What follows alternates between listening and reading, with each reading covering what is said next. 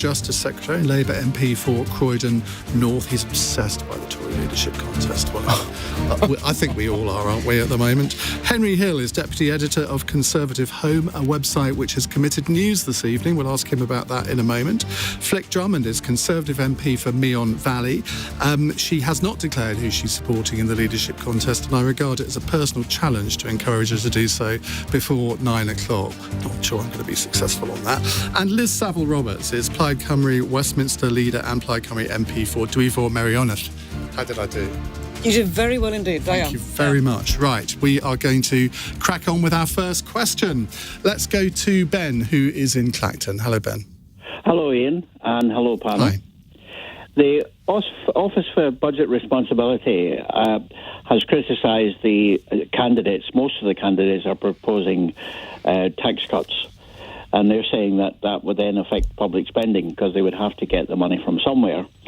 And what is their opinion about that? Because the public authorities that were run by the government are actually in a powerless state already. Flick Drummond, there are 11 candidates. 10 of them are promising various tax cuts to one degree or another. Rishi Sunak is not, but the others certainly are. Do you think that they're going too far? I don't think so, no. I think we do have to have some tax cuts. I'm particularly concerned about the rise in corporation tax. That's the one I would like to see not going ahead. At the moment, it's 19%, and Rishi, when he was Chancellor, wanted it to go up to 25%.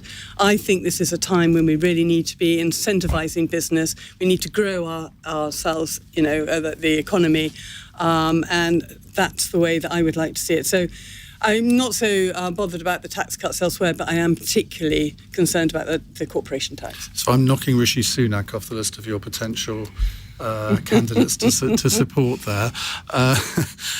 Henry Hill, let me come to you. In fact, before you answer that question, tell us about this poll that Conservative Home has released tonight. So Conservative Home runs a monthly survey of a panel of several thousand Conservative Party activists. Now, normally that's just done every month, but whenever there's particularly newsworthy things going on, we run special ones, and we've done one on the leadership contest. And what we found is that of all of the candidates that we polled, which I think includes everyone but Remin Chishti, so maybe there's a huge upset there that we're going to miss, it was Kemi Badenoch and Penny Mordaunt who came out on top. Penny on 20% and Kemi on 19%, with Rishi Sunak in third place. So obviously that doesn't really matter in the early stages necessarily, which are all determined by MPs, but it suggests that if one of those two women get through to the final, especially if it's against someone like Rishi, it could actually give an upset result, especially wonderful news, I think, for Kemi Badenoch, given that she's sort of come from nowhere, had quite an impressive launch, but really didn't have a profile as a leadership contender until a few weeks ago. So it's an eye-opening result.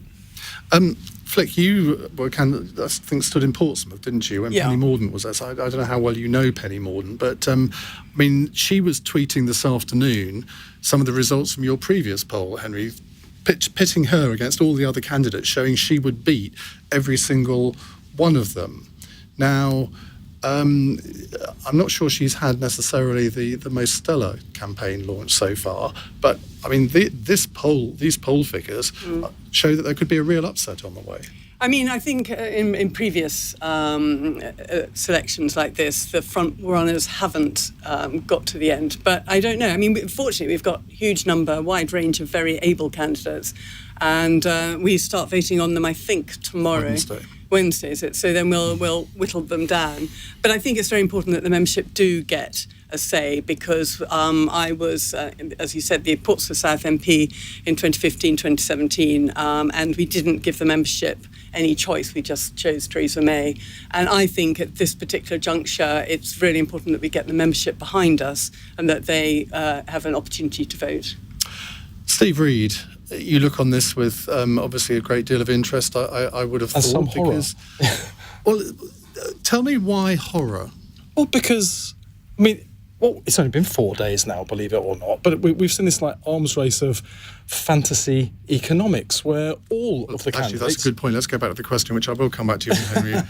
I'm out of practice hosting this programme after 3 weeks, so let's stick on this tax question first. All of the candidates, as you say, the vast majority of them now are promising unfunded tax cuts that amount to something like £320 billion. No, That's just over 4 days. But that is complete fiction, and shame on your party for doing this, because what they're doing is they're saying, well, if Nadhim Zahawi promises tax cut A and Rishi Sunak promises the same tax cut, well, that's double it. Well, of course it is. It makes the point. What they're doing is they are engaged in an arms race to find out who can find the most outrageous things that they couldn't afford to do, which is the polar opposite of everything they've been doing for the last 3 years. So all of them voted for the increase in national insurance contributions that have made a significant contribution to leaving us with the highest rates of personal taxation in this country for 70 years.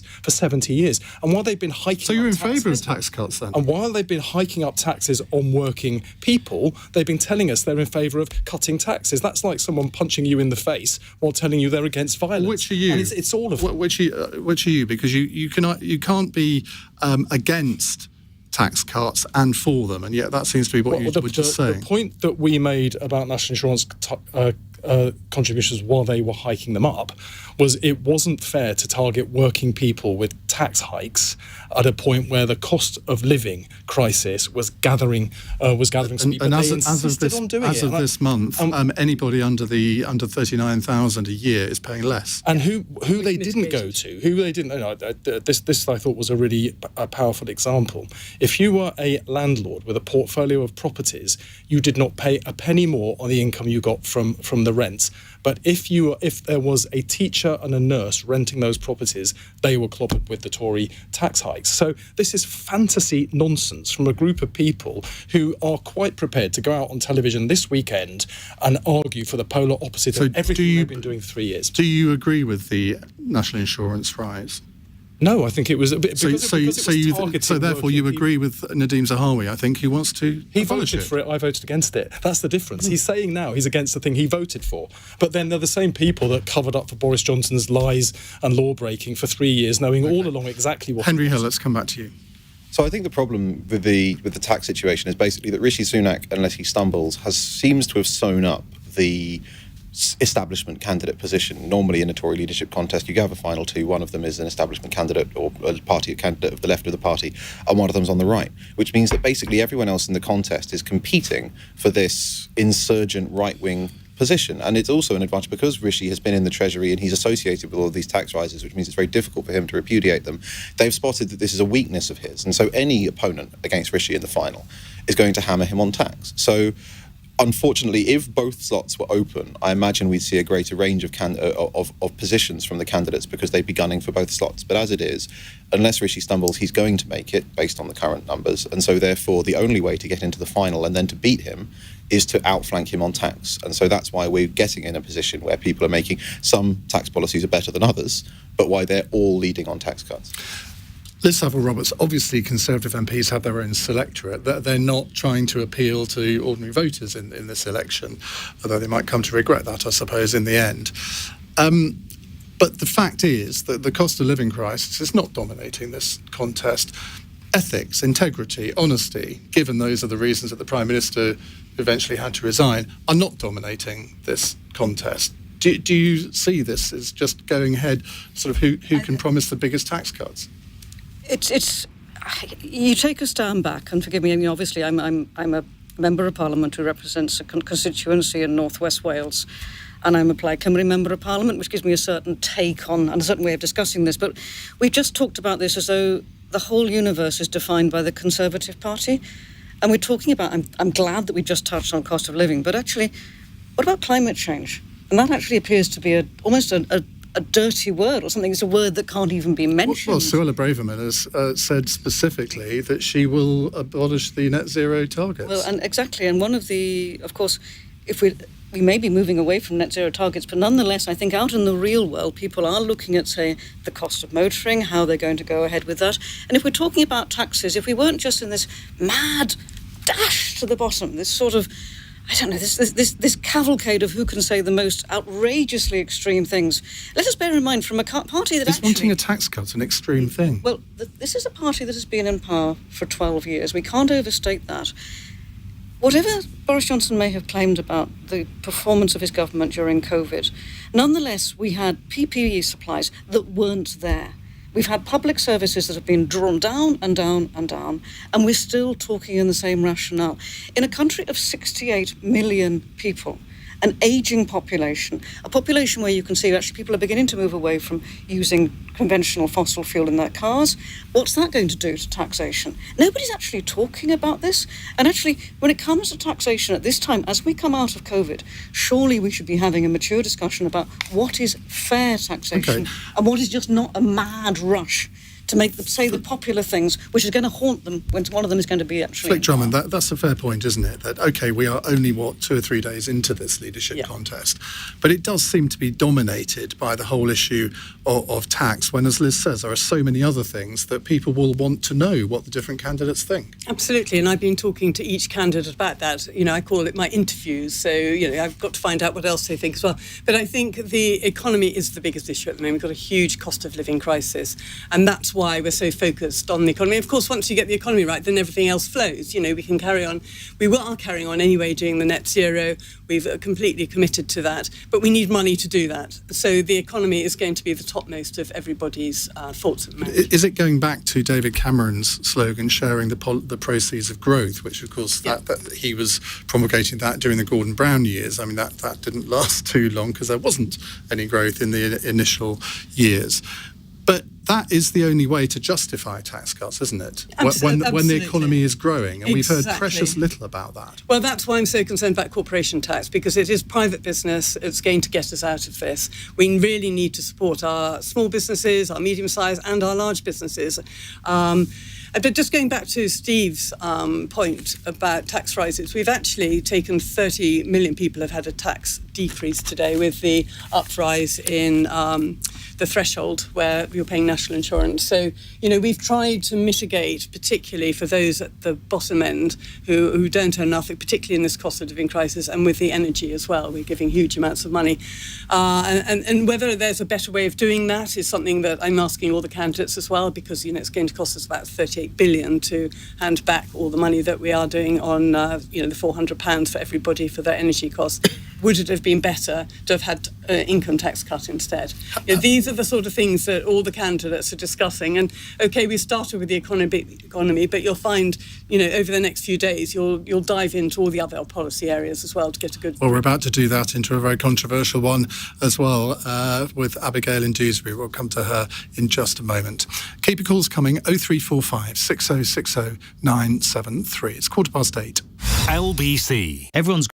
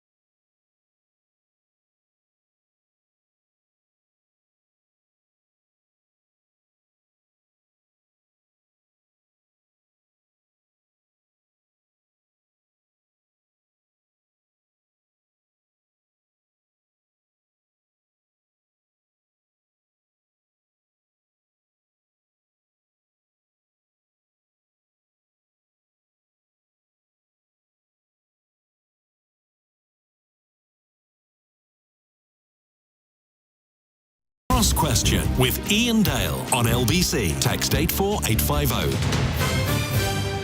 17 minutes past 8 on LBC. You're listening to Cross Question.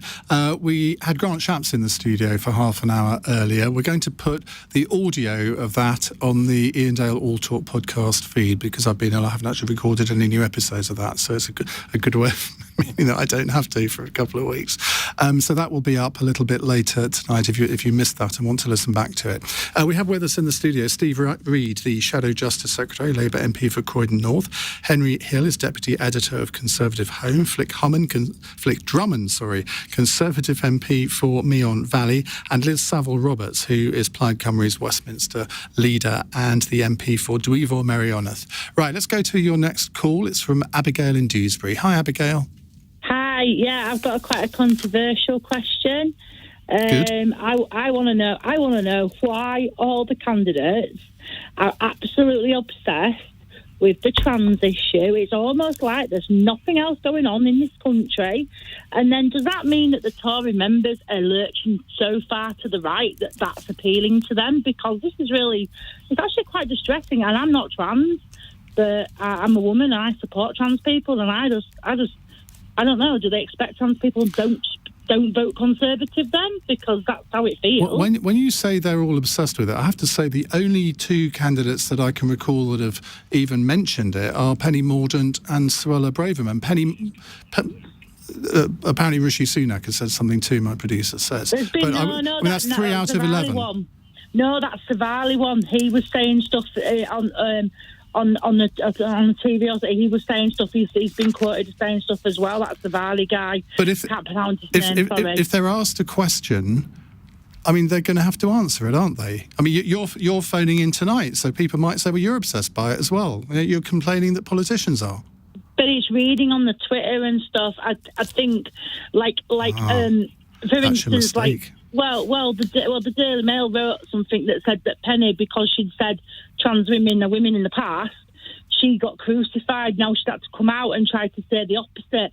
So does that mean that the Tory members want them to say, trans women are not women? Okay. Does that make sense? You know what I'm saying? All right, let's put this to our panel. Steve Reid, let's start with you, because this is an issue that has caused a huge amount of division in the Liberal Democrats. I remember in their last leadership contest. I remember my colleague Nick Ferrari asking Keir Starmer, what is a woman? And that then got a lot of traction for quite a lot of time. And my advice to any politician has been to try and stay out of this issue, because I'm not even going to say whichever side you're on, however you phrase an answer, you're never going to please everybody. Yeah, I mean, I think to be fair to the candidates so far, and it's only been a few days, I've not seen this as a particularly big issue yet, but you never know where the thing might go. But the issue itself was bigger a while ago, because I think this government deliberately goes out of the way to stoke what are called culture wars. So where they can find areas that they can divide the public over, they stoke those divisions because they think they benefit from them. They've actually been a very divisive government in that sense. They tried to do the same thing over statues, where we ended up with a very bizarre situation where there are now higher penalties for attacking a statue than for attacking a woman, which is absolutely perverse. But that's where that kind of divisive rhetoric-based politics takes you. On the trans issue itself, we all need to find as much compassion and love as we can for people whose experience of life has been tremendously difficult. I don't think it's fair or right to turn those people into a political football, but perhaps the bigger point to make beyond all of this is we need to find a politics that brings the country together after 3 years of Boris Johnson's premiership in particular, that has focused on division because he thinks he benefits politically from creating it. And to be frank, most of the candidates who are standing now went along with him on that.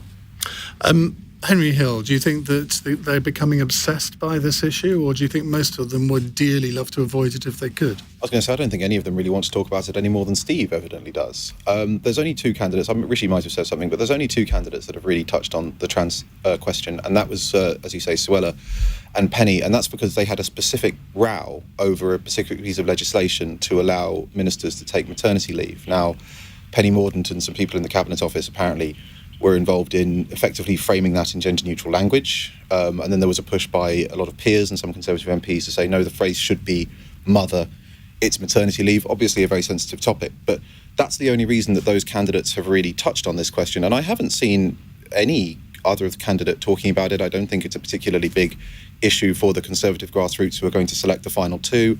I don't think there's going to be a hustings on it or anything. So I think, with the greatest respect to your caller, I don't think that she's characterised the contest well at all. But the fact that Penny Mordaunt felt obliged, even before she'd launched her campaign, to do a sort of 10-tweet Twitter thread explaining her stance on this, I don't think she reversed her stance, as Abigail was suggesting, but she certainly, should we say, clarified her views on it. She did clarify it, and so her opponents, in fairness, are saying that she's misrepresenting her position. So, and I don't know which side of that is true. It is a topic that inflames passions with certain people, and there are important claims on both sides. You know, the need to defend women's only services versus the rights of trans people to live in their chosen gender identity. It is it's a vulnerability for Penny, but in fairness, I don't think that it has really been attacked in the way that you might expect if the entire Conservative Party was obsessed with this question. Just on Rishi Sunak, this is from the Telegraph yesterday.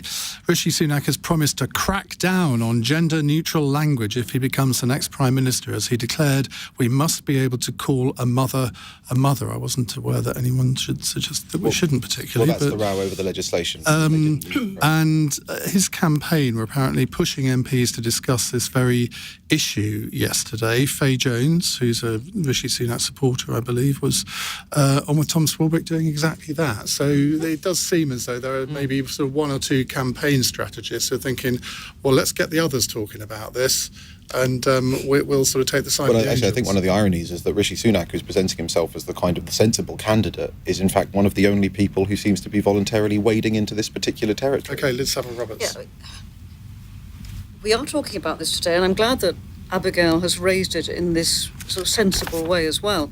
But in preparation for this discussion this evening, actually looked at the candidates. For this? We prepared. Goodness we me. prepared for this. Oh, I wouldn't trust myself. I wouldn't let myself loose without having done some preparation. But it was very interesting that the only candidate who took a step back and said, in some ways, Steve, exactly what you were saying, that this is a matter of respect, and that it shouldn't be weaponised. We should be careful how we use language in relation to the rights of minorities and in relation to the hard-fought rights of women as well. And that just for it to be treated, the word woke, how this is just being used as a sort of a division along very often a play of words. But this play of words does come down to people's safety and their fears and their rights. So I'm afraid, Henry, I've got to disagree with you. This has been something that the Conservative Party has chosen to make a political issue. Do you not think it's parts of the right-wing media that have chosen to do this? I mean, if you read the Times, every day there is some sort of trans story in it, and the Mail has become a bit like that as well. You think, well, what's the agenda here? OK, well, people may not have noticed, but I see a very close relationship between what the Conservative Party says and what is in the Daily Mail and what is in the Times. These two things are running side by side. They are not good for us as a society. This is using people's rights and people's very basic needs as some sort of political currency with which we can play off against each other. And that is not good. I think, obviously, as a Conservative, I'm intrigued by the idea of this omnipotent Conservative Party, but I do think it's worth saying that this is an issue that is not just a Conservative issue. You know, there's lots of feminists with strong left-wing pedigrees for whom this is a concern, and I think that a lot of the media coverage, whatever you think of the issue, is responding to public concern, and respect has to cut both ways. I don't think it's legitimate to say that this has just been conjured by the Conservative Party or the press. Flick Drummond. No, I absolutely agree with Henry here. I was on the Women Equality Select Committee back in 2016 when we first brought this up. Maria Miller was the chair then, and that's when it first started, because we started to talk about people who could self-identify and when they could, and the equalities of trans people, and we had some very amazing people coming in talking about the way that they trans to another gender, and it's very important, and I think the discussion has come out of that, and it's been sort of followed through, because then we decided whether to put legislation through or not, and that's been very controversial, and that's led to all this discussion about it. And then you get people like, Joanne Rowling and lots of J.K. Rowling. Sorry, J.K. Rowling. Sorry. Who've really been, chastised by a whole lot of people who don't agree with her. But a lot of my constituents too, particularly women, come up to me and say, "What do you think about it?" Because they're very, very worried about it. They don't like joint sex loos and that sort of thing. So it's much bigger than it's not a Conservative issue. It's a general society issue at the moment, I think. Abigail, thank you for that. Let's move on to Adam in Marble Arch. Hello, Adam. Hey, how are you? Hope you're well. Hi, very well. What would you like to ask? I just wanted to ask the panel how a party that once campaigned on Keep Britain White, if you want to insert slur for a neighbour, vote Labour, also loves and worshipped a Prime Minister up until like 5 minutes ago that called us P-word with watermelon smiles, then somehow manages to have the most diverse amount of people running to be the next future Prime Minister. I mean, what is the attraction? Would they? I mean, and even the people of colour that even want to be the head of your party seem to hate people of colour in and of itself. So I just wanted to know what the appeal was, in their opinion, that people of colour have somehow managed to become so enamoured with the Conservative Party, given their history. The very Prime Minister that you were referring to there, he's the one that put them all in the cabinet. Liz? I think to see people of colour in leading roles like this is something to celebrate.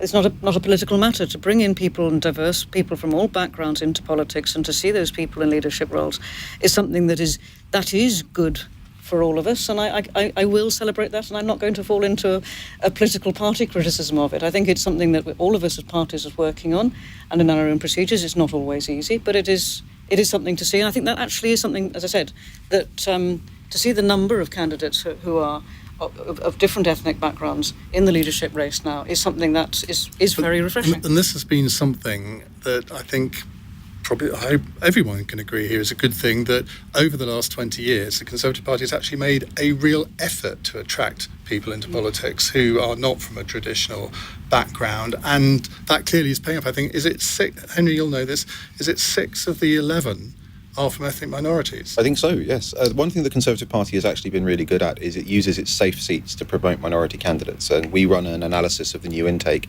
every time there's a general election, and this is something that you do tend to see. There's a split where in new seats the Tories will usually run a local candidate, and in many places such as the Red Wall that will be a white candidate, but they're much better at using their heartlands to select for diversity. And I think some of what the caller said was slightly patronising, this idea that an ethnic minority Conservative somehow hates ethnic minorities by dint of being a Conservative. The poster that the caller referred to was, I think, one candidate in the 1960s, if it isn't apocryphal, so I'm not sure how relevant it is. It was true. It was a by-election in Portsmouth. Was it 1967? The Tory candidate Peter Griffiths was around mid-60s anyway, and he did use that slogan. But to translate that into the Tory party nowadays, I think is, should we say, a little bit of a I know stretch. that some minority Conservatives were deeply troubled by some of Boris Johnson's racist utterances, and many of them didn't support him to be leader and Prime Minister on that basis. But I think it's testament to that Boris, whatever his personal failings, the institutional Conservative Party has had a revolution when it comes to the treatment of minority candidates. It's great to see so many of them in leadership positions, and I think that this is a permanent change for the better, and I hope that your caller will come to see that in time. Flick?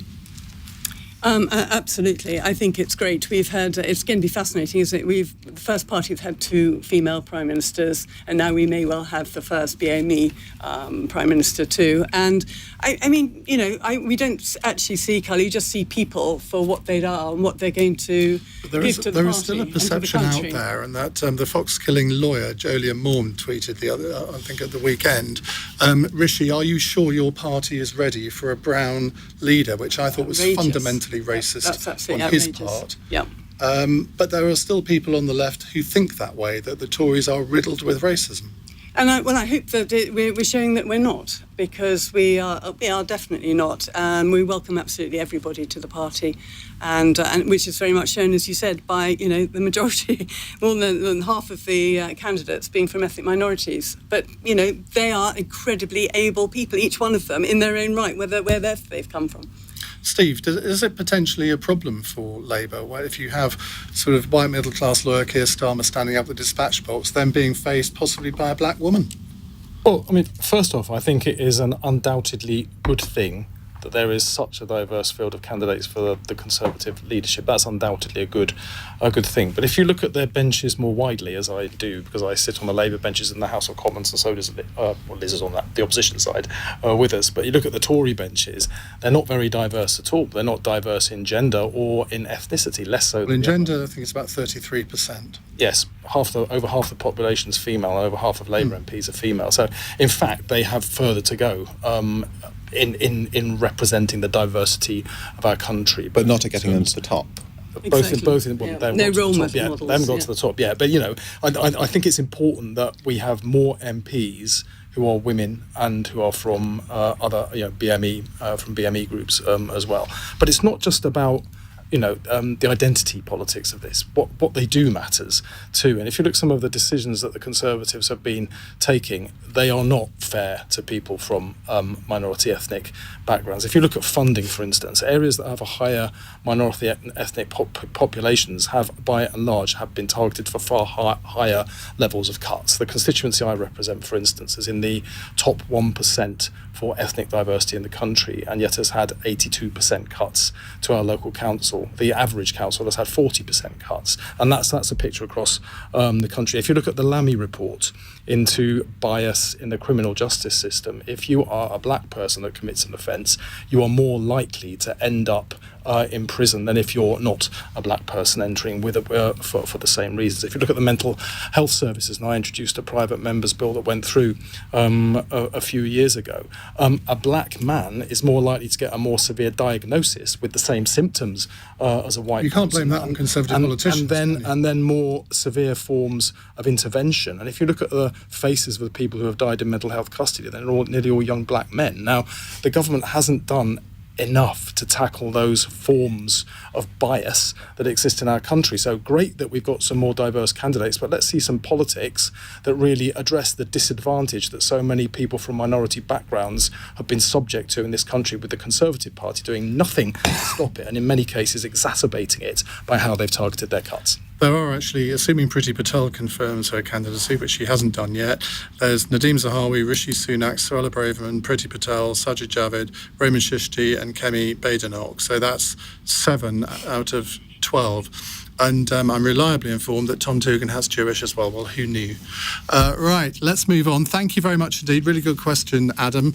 And we'll come to another question in just a moment. 0345 6060 973. It's 8:34. Andy Ivey in Global's newsroom. The new Conservative leader will be announced on September the 5th after a runoff between the final 2 candidates and a postal ballot of party members. Nominations formally close tomorrow, and the first vote amongst MPs to decide who goes through will take place on Wednesday. A teenager has been sentenced to a minimum of 13 years for the murder of 12-year-old Ava White in Liverpool city centre in November last year. The boy, now 15, stabbed the schoolgirl in the neck following a row over a Snapchat video. Train drivers at 8 rail operators in England have voted overwhelmingly to strike over pay. Their union, ASLEF, says the result was 9-1 in favour of action, but members on ScotRail have accepted proposals on pay and conditions, paving the way for an end to weeks of disruption. LBC weather, a warm night in England and Wales, further hot weather tomorrow in the south of the UK, a high of 30 degrees.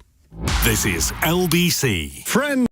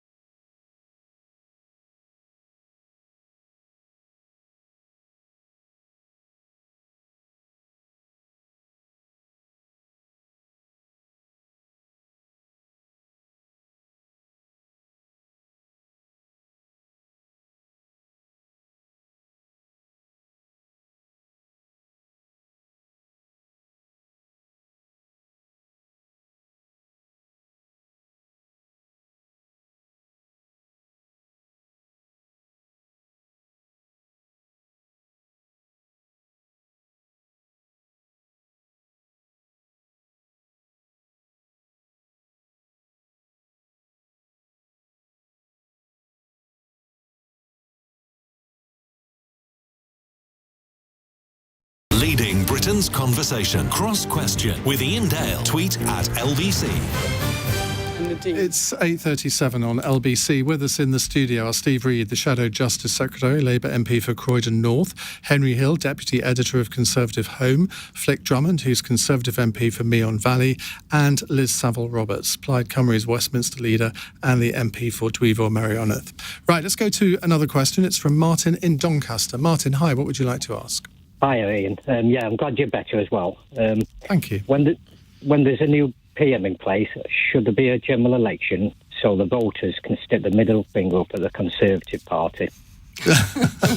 Nice impartial question.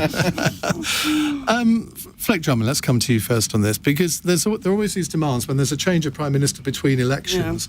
Yeah. The other party's supporters always say, well, there has to be a general election. And you can kind of understand the logic for it. Yeah, so that's why Boris called an election and he got an 80-seat majority. So, yeah, I mean, there are times when you might want to do it. But no, at the moment, I don't think it's a good idea. We've got a cost of living crisis. You should lose. Well, no, I don't think we'd lose, actually. But we've got a war in Ukraine, too, which we've got to look at. I mean, that is a really big... French managed to have an election, didn't they? Yes, they've had an election, but, it's had two. But it's at the moment, we've got this real crisis. We need to have continuity at the moment. We've got, and hopefully whoever gets elected will carry on with some of the policies that we're already doing, and then we'll have a general election in possibly 2 years' time. Steve, now the Labour Party position is quite clear. You want an election. When do we want it? We want it now. There you go, you've summarised it well. But, I mean, constitutionally, of course, there is not a requirement to have a general election. I think, I can't remember, is it January 2025, I think is the latest. It has to be under our arrangements. But it's always very, there's a new Prime Minister. They're writing their manifestos in front of our eyes now, aren't they? They won't have been elected on all the new house. They won't have been elected on what it is, but they will be in power without having gone to the country. We've got all of them now making up these unfunded promises. No one knows what they're going to cut in order to pay for what they've offered to do, and yet they will be acting as if they have a mandate, and they won't have. So I think we do need a general election to resolve that. And given the state the country's on, after the catastrophic situation that we've been left in, trust in politics has broken down because of the lack of integrity, the lying and the law breaking that we've seen right from the top in Number 10 that they all were covering up for these past 3 years. We've got a high tax and a low growth economy that is not meeting the needs of the British people. If you look at the projections for next year's economic growth of the 20 biggest economies on the planet, we're projected to have zero growth and come 19th out of 20. The only one lower is Russia, which is subject to major international sanctions. This country is crying out for new leadership, and it's not going to come from any of these people who covered up for Boris Johnson for 3 years. It can only come through the election of a Labour government. That requires a general election, so bring it on. You see, this is a repeat of the arguments that I remember from 1990 when Neil Kinnock was demanding a general election after Margaret Thatcher fell. Now, John Major did go to the country in April 1992, which was sort of just over 2 years after that. And of course, he won that election against all expectations. Yeah. Isn't there a part of you that thinks that you've lost your greatest electoral asset in Boris Johnson and that you're slightly nervous about one or two of the candidates who might replace him? No, no, not at all. They're all complicit. Boris Johnson was, lying through his teeth, breaking the law. They all covered it up. They all trooped through the lobbies to change the rules when Owen Paterson were found to be breaching the Lobbying Act. I don't know whether you did, Flick, but I suspect you went through to cover up what he was doing as well. Then we had Partygate. Then we had Pincher, and he was promoted without. I don't remember any Tory MPs resigning when a man who's known in the Tory tea rooms as Bottom Pincher was made Deputy Chief Whip, a very senior role in the government. So they are all complicit. He was nearly made Chief Whip. So. That's what I heard as well. They're all complicit in this, and they can't just suddenly, launder their past and pretend that Boris Johnson's got nothing to do with them when they put him in post in the first place as their leader, and they propped him up despite knowing he had no integrity and was incompetent for 3 years. Henry. I mean, I'm a strict constitutionalist, so no, there's absolutely no requirement for an election. I think it's perfectly sensible for the party to take stock, take a year or 2 years to steady the ship and then come up with a new offer to the electorate. Because, of course, I think the problem is, if you are setting aside the Constitution on the democratic point, you need to know what the Conservative offer is. And so far, the party is still sort of coming up with it, and we're going to be going straight into a cost of living crisis. I think it's probably better, definitely for the party, to stay put. And I also want to give Labour a bit more time to evolve into this low-tax, high-growth party that Steve's describing, because that sounds very exciting, but I don't think they're quite there yet. So I think of both of those things we had under the last Labour government compared to this Tory government. Yeah, but this is. I want to get back there. Let's get you back to where you were in 1997. And I think, so if holding on for a little bit longer encourages you even further in that direction. There could be a scenario where, let's say Penny Mordaunt, Kemi Badenoch, I don't know, somebody. Tom Tugendhat, somebody seen as a new broom comes in, very popular with the electorate to begin with. They have a bit of a honeymoon. Mm-hmm. There might well be a bit of a temptation to go for an election in those circumstances. Well, this is why I didn't cite anything like the war in Ukraine, which will still be going on, because as a staunch supporter of repealing the Fixed Term Parliaments Act, I think that there is this flexibility, and if it turns out that the new leader has a honeymoon next year, we may well give Labour the election that they want. But constitutionally, there's no requirement for it, and I think that as someone who doesn't like the shift towards a presidential trend in our politics, for me it's important to emphasise actually that no, Boris Johnson, that personal mandate that he was citing when he tried to cling to office, I think Steve would agree, you don't have a personal mandate. He was wrong to cite that.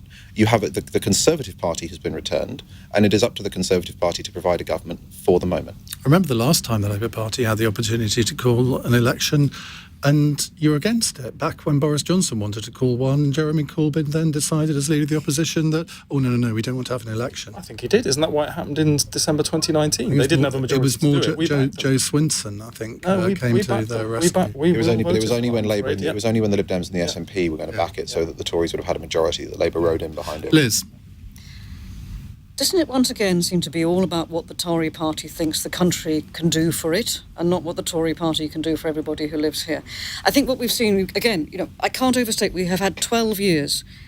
When people complain about the state of their public services, I know the money that comes to Wales, which remains the poorest part of the United Kingdom, constitutionally, yes, and the money that comes to Wales, the settlement comes from here, and it's decided by here, and the funding that comes to Wales and the Northern Ireland and Scotland is run from the centre here. But to come back to whether people in the UK need an election, yes, of course we do. Because I personally am fed up with seeing our arguments for the United Kingdom being played out on what is best for the Conservative Party. Of course we need new ideas. Of course we need a new constitutional settlement. What I've looked at with devolution in Wales is being drawn back into the centre, to be managed by the centre here. Now, many of your listeners will think, here she is, Plaid Cymru, talking about Wales. But that management from the centre, now that we are out from our European structural funds, you wonder how levelling up is being sent out. Actually, the main issue, we were talking about how good it is that there are minority ethnic candidates. Of course there are. But nonetheless, social inequality in terms of wealth, in terms of income, in terms of opportunity in this country is still very much based on class. And this government has done nothing about that. And when people tell me that Wales... very little about it, because the Welsh Assembly mismanages all of the essential public services. Yeah. And if the union is so good for us, why are we forever being told that we should be grateful to remain in the union and take the handouts that we get? What we have seen, and by the way, we have never returned a majority of Tory MPs ever from Wales, and yet we have been served with this tyranny of the majority on what we are supposed to be doing there. Looking at trickle-down politics has never worked for us. I agree that the union should do more for Wales, which is why we do need a bigger role for the British government in Welsh affairs, and happily with the UK Internal Market Act and other things, we are moving in that direction. But the unfortunate fact is that for the moment, under Labour's very short-sighted and one-sided devolution settlement, control of essential services is mismanaged by the Welsh Assembly with minimal oversight by the centre. And there you have it. Hopefully going to change. Condescending centralism. Only the Conservative Party the education and health records of Welsh Labour speak for themselves, I'm afraid. I know that Welsh ministers like to call Michael Gove a colonialist when he points out that their education response is terrible, but their education record is terrible nonetheless. If you would allow me to speak, I would appreciate it. we are now in a cooperation agreement. My party is in a cooperation agreement with Welsh Labour in Cardiff.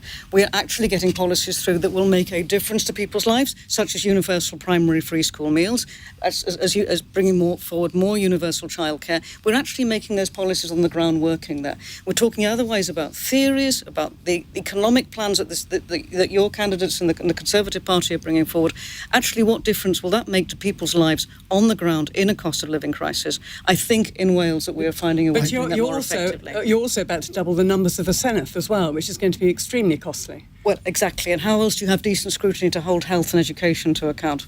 You haven't managed it. Hang on. It's the Welsh Government that's responsible for health and education in Wales. Yeah, and good government is dependent on good scrutiny. Why not have treble the number of members then on that argument? Well, we're going to lose 8 of our MPs as things stand. We're actually losing our voice. You should be glad about that. Are you one of them?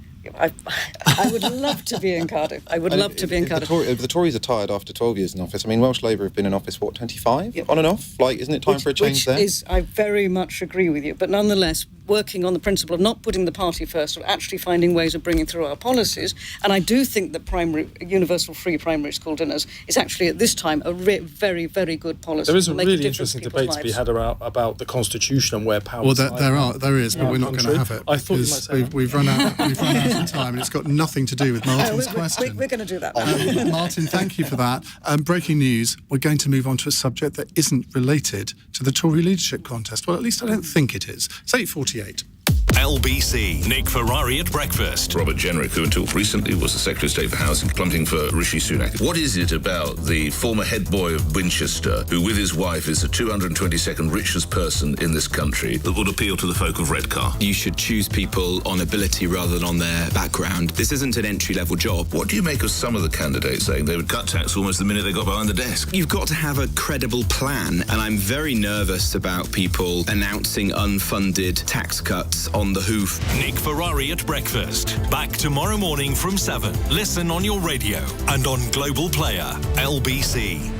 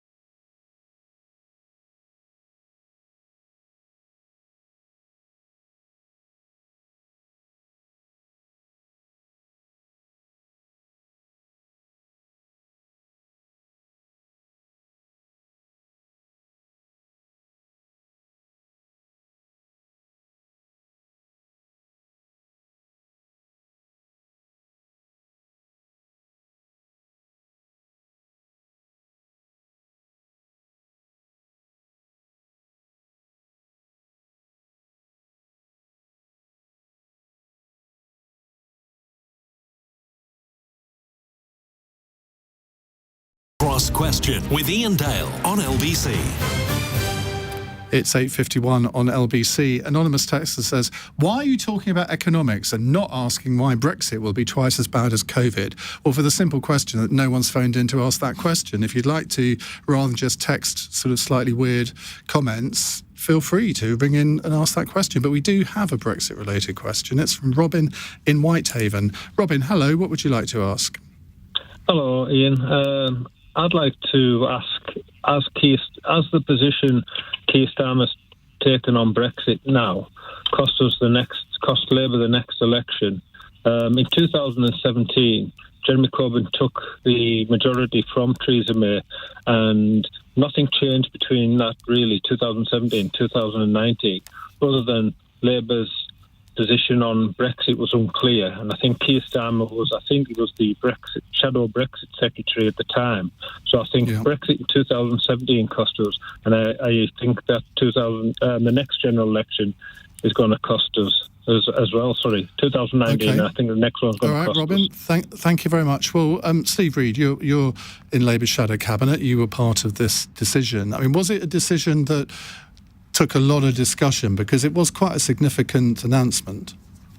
Yeah, it is significant. I mean, it strikes me as being the obvious thing to do. You know, that we were talking earlier on about the divisions that have existed in our country, some of them deliberately fueled by the government because the Conservatives think that they benefit from that. But what we saw during the pandemic, one of the really strong things was how communities and the country could come together. And I think people like the idea of their country being united rather than their country being divided. And no one wants to reopen the psychodrama of Brexit again at this stage. It just makes absolutely no sense. So the only way forward is therefore to make Brexit work. And despite the Prime Minister winning the general election in 2019, claiming he was going to get Brexit done, the oven-ready Brexit deal that he had turned out to be half-baked. And we know that because they're now proposing, as a government, to unilaterally rip up parts of that Brexit deal, break an international treaty, and put the Good Friday Agreement that's brought peace to Northern Ireland under threat. And we simply cannot allow that to go on. Okay. They're threatening peace in Ireland. They're threatening the reputation of the United Kingdom. Keir Starmer's decision. That was the question.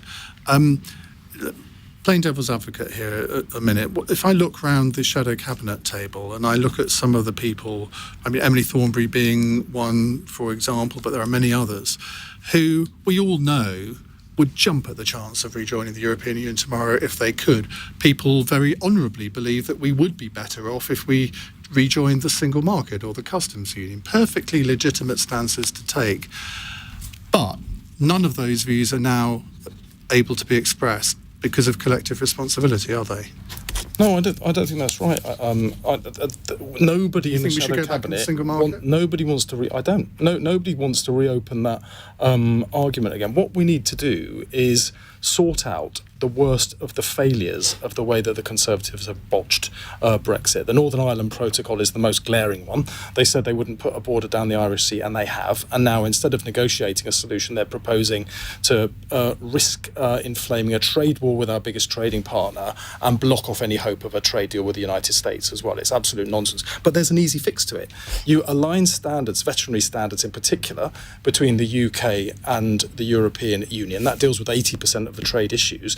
And the rest of it, by having better faith between our country and the European Union, you negotiate a trusted trade deal that allows for the other goods to go across the Irish Sea. So it can be sorted out. It's just that this government is incapable of doing it. It's why we need a general election, because only Labour can give our country the fresh start and the fresh leadership we need to now move forwards. Well, at least you're saying fresh start, unlike Tom Tugendhat, who keeps coming out with clean start, which I think is a very awkward slogan. Flick, Drummond, when you heard Keir Starmer make this speech last week, how significant did you think it was? It's a massive U-turn, isn't it? And really purely political, because I don't know whether the Labour Party really do believe this, or whether they're just doing it because we've taken most of their red wall seats on those very grounds that people actually wanted Brexit.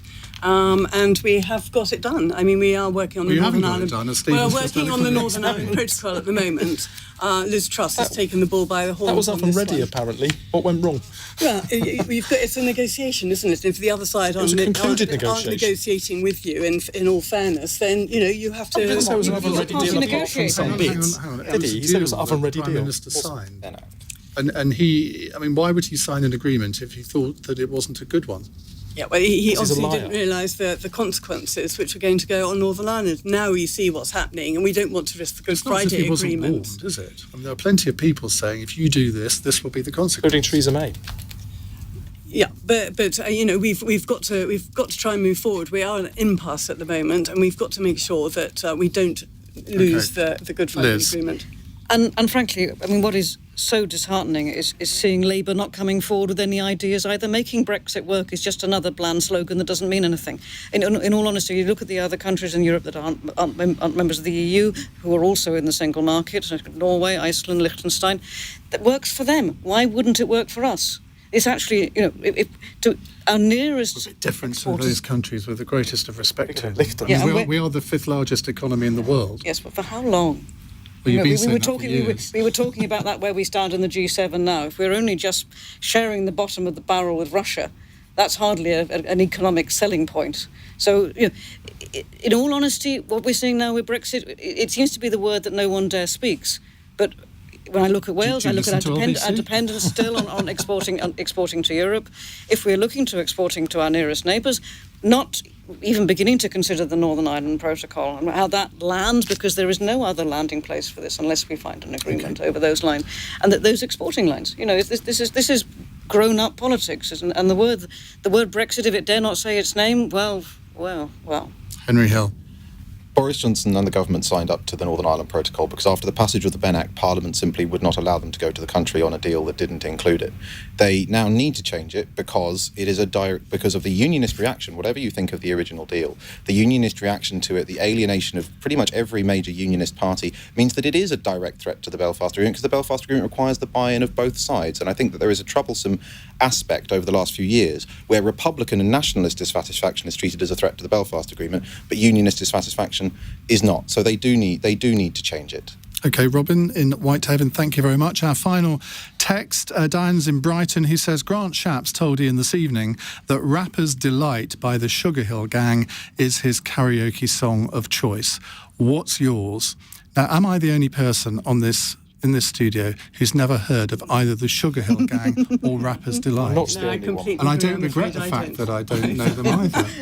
I'm glad you admitted it first. Now, Flick, many of your colleagues love a bit of karaoke. Therese Coffey is the main instigator of this. Do you go along? I do go, but I don't sing. Oh. So I watch other people singing, and I might just hum along. But if you were to sing, what would I choose? I don't know, something from my era, which is in the 70s and 80s. So, something like I Will Survive or some ABBA, something like that, some very low-key stuff. I'm going to see ABBA on Friday, so fantastic. I wish to make you jealous. Steve Reed? Well, the last time I was dragged unwillingly onto a karaoke stage, I did in a duet, Wuthering Heights by Kate Bush, complete with the actions and a falsetto. Would you like to give us No, please don't ask me to reprise it now. I'm never doing it ever again. It was a total disaster, but fun. You really have grown up as a politician, haven't you? That was a time when you'd have given us a full rendition. Henry? For me, I don't tend to do it very much, but if I get suitably drunk at a party, it's usually a rendition, a medley of villain songs from Disney films is my go-to. Poor Unfortunate Souls being the piece de resistance. Liz? It's the Wales football anthem, it's David Iwan, and it's Y Mohid, and I will sing it if you give me half a chance. Go on. Gweitha pawb a phopeth, gweitha pawb a phopeth, My producers told you to shut up. It's wonderful. Play a song, I think. Well, I think I have said this on the programme before, but mine is the Backstreet Boys. Tell me why ain't nothing but a heartache. But that is enough for everybody, I think, tonight. We're going to come back to your calls on the Tory leadership contest in just a moment. We'll be telling you more about this Conservative Home poll, which puts Penny Mordaunt and Kemi Badenoch at the head of the pack. But what do you want to see the Conservative Party do? How do you want to see it change if it's ever going to get your support back? 0345 6060 973. With thanks to Steve Reed, Henry Hill, Flick Drummond and Liz Saville Roberts. It's 9 o'clock on LBC. On your radio, on Global Player, and Play LBC. leading Britain's conversation. This is LBC. From Global's newsroom, Conservative MPs have agreed on the process to select their new leader, who will become the next Prime Minister.